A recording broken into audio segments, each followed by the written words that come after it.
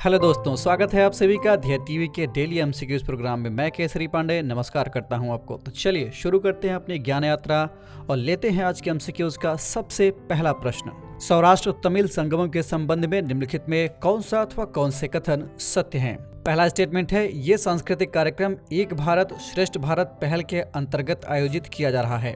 दूसरा, इसका उद्देश्य गुजरात और तमिलनाडु के बीच सदियों पुराने सांस्कृतिक संबंधों को बढ़ावा देना है। आपके ऑप्शंस हैं ए केवल 2, बी 1 और 2 दोनों, सी केवल 1 अथवा ऑप्शन डी इनमें से कोई नहीं। इस प्रश्न का सही उत्तर है विकल्प बी, यानी दोनों ही स्टेटमेंट करेक्ट हैं। चलिए व्याख्या देख लेते हैं। सौराष्ट्र तमिल संगमम आज यानी 17 अप्रैल से गुजरात के सोमनाथ में शुरू हो रहा है। केंद्रीय रक्षा मंत्री राजनाथ सिंह ने 10 दिन तक चलने वाले इस संगमम का उद्घाटन किया। इस अवसर पर तेलंगाना की राज्यपाल तमिलिसई सौंदरराजन, गुजरात के मुख्यमंत्री भूपेंद्र पटेल और केंद्रीय मंत्री मनसुख मांडविया भी उपस्थित रहे। ये सांस्कृतिक कार्यक्रम एक भारत श्रेष्ठ भारत पहल के अंतर्गत आयोजित किया जा रहा है। इसका उद्देश्य गुजरात और तमिलनाडु के बीच सदियों पुराने सांस्कृतिक संबंधों को बढ़ावा देना है। लेते हैं दूसरा प्रश्न। हीमोफीलिया के संबंध में निम्नलिखित में कौन सा स्टेटमेंट, कौन सा कथन असत्य है? आपके ऑप्शंस हैं ए हीमोफीलिया एक आनुवंशिक बीमारी है, बी ये बीमारी रक्त में थ्रोम्बोप्लास्टिन नामक पदार्थ की कमी से होती है, सी ये महिलाओं और पुरुषों दोनों को समान रूप से प्रभावित करता है, अथवा ऑप्शन डी हर साल 17 अप्रैल को विश्व हीमोफीलिया दिवस मनाया जाता है। इस प्रश्न का सही उत्तर है विकल्प सी, यानी सी में जो स्टेटमेंट दिया गया है वो गलत है। व्याख्या देख लेते हैं। हीमोफीलिया एक ऐसी आनुवंशिक बीमारी है जिसमें रोगी के खून में थक्के बनने की क्षमता गंभीर रूप से कम हो जाती है, यानी हल्का सा भी चोट लग गया तो खून ज्यादा बहता है, रुकता ही नहीं है। ये बीमारी रक्त में थ्रोम्बोप्लास्टिन नामक पदार्थ की कमी से होती है। वैसे तो हीमोफीलिया किसी भी लिंग को हो सकता है, लेकिन ये ज्यादातर पुरुषों को प्रभावित करता है। इसका कारण यह है कि पुरुषों के पास एक्स गुणसूत्र पर स्थित किसी भी जीन की केवल एक प्रति होती है, इसीलिए वे उस जीन को होने वाली क्षति की भरपाई एक अतिरिक्त प्रति के साथ नहीं कर सकते, जबकि महिलाएं ऐसा कर पाती हैं। इसीलिए विमेन में ये बीमारी कम देखी जाती है। हीमोफीलिया के बारे में जागरूकता फैलाने के लिए हर साल 17 अप्रैल को विश्व हीमोफीलिया दिवस मनाया जाता है।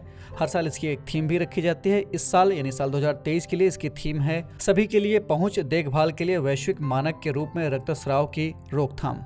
लेते हैं तीसरा प्रश्न। निम्नलिखित में से किसे हाल ही में फेमिना मिस इंडिया 2023 का विजेता घोषित किया गया है? आपके ऑप्शंस हैं ए राजस्थान की नंदिनी गुप्ता, बी मध्य प्रदेश की रिया बघेल, सी दिल्ली की श्रेया पूजा, अथवा ऑप्शन डी मणिपुर की थौना ओजम स्ट्रेला लुआंग। इस प्रश्न का सही उत्तर है विकल्प ए, यानी नंदिनी गुप्ता को इस प्रतियोगिता का विजेता घोषित किया गया है। चलिए व्याख्या देख लेते हैं। हाल ही में राजस्थान की नंदिनी गुप्ता को फेमिना मिस इंडिया 2023 का विजेता घोषित किया गया। इस सौंदर्य प्रतियोगिता की पहली रनर अप दिल्ली की श्रेया पूजा, जबकि वहीं दूसरी उप विजेता मणिपुर की थौना ओजम स्ट्रेला लुआंग बनी। अब नंदिनी गुप्ता संयुक्त अरब अमीरात में आयोजित होने वाले मिस वर्ल्ड प्रतियोगिता के 71वें संस्करण में भारत का प्रतिनिधित्व करेंगी। इस बार फेमिना मिस इंडिया का ये 59वां संस्करण है। इसे इंडोर स्टेडियम इम्फाल मणिपुर में आयोजित किया गया था। Femina Miss India beauty pageant के जरिए हर साल मिस वर्ल्ड जैसे इंटरनेशनल ब्यूटी पेजेंट में देश का प्रतिनिधित्व करने वाले दावेदारों का चयन किया जाता है। लेते हैं फोर्थ क्वेश्चन। हाल ही में मिशन 50 के EV4 ECO सुर्खियों में रहा, ये किससे संबंधित है? आपके ऑप्शंस हैं ए ये मरबर्ग वायरस रोग का टीकाकरण कार्यक्रम है, बी अंटार्कटिका में ग्लोबल वार्मिंग के इफेक्ट को कम करने के लिए एक पहल है, ये उस पहल का नाम है ये, सी राष्ट्रीय वित्तीय रिपोर्टिंग प्राधिकरण द्वारा चलाया गया एक मिशन है ये, अथवा ऑप्शन डी इलेक्ट्रिक वाहन उद्योग से संबंधित है ये मिशन। इस प्रश्न का सही उत्तर है विकल्प डी, यानी ये इलेक्ट्रिक वाहन उद्योग से संबंधित है। व्याख्या देख लेते हैं। सिडबी ने हाल ही में भारत के इलेक्ट्रिक वाहन उद्योग की मूल्य श्रृंखला यानी वैल्यू चेन के विकास को बढ़ावा देने के लिए ये मिशन 50 के EV4 ECO का पायलट संस्करण लॉन्च किया। इसके जरिए प्रत्यक्ष और अप्रत्यक्ष कर्ज यानी लोन के जरिए 2 पहिया, 3 पहिया और 4 पहिया इलेक्ट्रिक वाहनों को प्रमोट किया जाएगा। इससे इलेक्ट्रिक वाहनों को बढ़ावा मिलने की उम्मीद है। लेते हैं आज के एमसीक्यूज प्रोग्राम का अंतिम प्रश्न यानी फिफ्थ क्वेश्चन। उत्तर मेरूर शिलालेख के संबंध में निम्नलिखित में कौन सा अथवा कौन से कथन सत्य हैं? पहला स्टेटमेंट है उत्तर मेरूर शिलालेख तमिलनाडु के कांचीपुरम में स्थित है। दूसरा स्टेटमेंट ये पल्लव और चोल शासन के दौरान निर्मित ऐतिहासिक मंदिरों के लिए प्रसिद्ध है। थर्ड स्टेटमेंट, यहाँ मौजूद परांतक प्रथम शिलालेख में शहर नियोजन के बारे में बताया गया है। आपके विकल्प हैं ए केवल 2, बी केवल 1 और 3, सी केवल 1 और 2 अथवा ऑप्शन डी इनमें से कोई नहीं।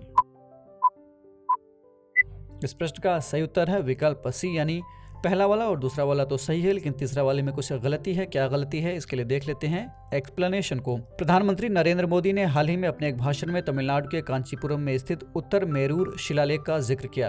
कांचीपुरम में स्थित उत्तर मेरूर में कई ऐतिहासिक शिलालेख मौजूद हैं। ये पल्लव और चोल शासन के दौरान निर्मित अपने ऐतिहासिक मंदिरों के लिए जाना जाता है।